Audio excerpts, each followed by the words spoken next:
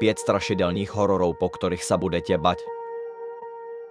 5 Jason Patek 13. v 80 rokov a 90 rokov kráľoval tento film. U hororovkách bol to najznámejší trhák v Amerike.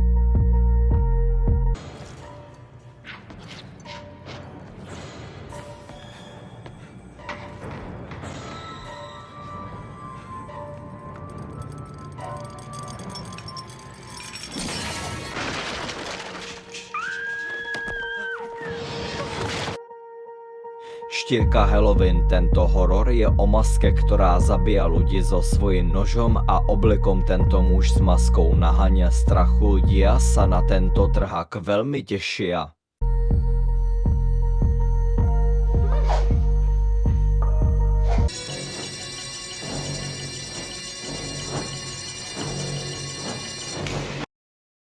Trojka Chucky, malá postavička, ktorá zabíja potichu. Tato malá ikona Amerike zarobila dosť na to, aby si dovolili ďalšie série Chuckyho. Malá postavička Chucky zabíja potichu. Scenár a vývojár mali dobrý smysl pre humor.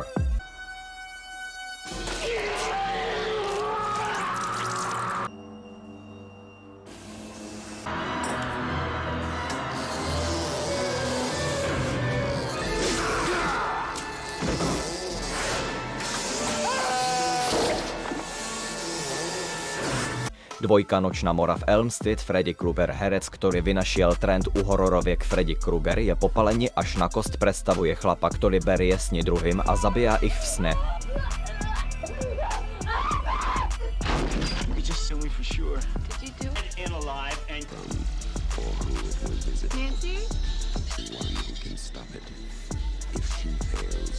Jednotka Texaský masaker. Tento horor bol natočený podľa skutočných udalostí. Herci sa z tohto hororu bali hrať v tom horore. Ten film je bez debat strašidelný.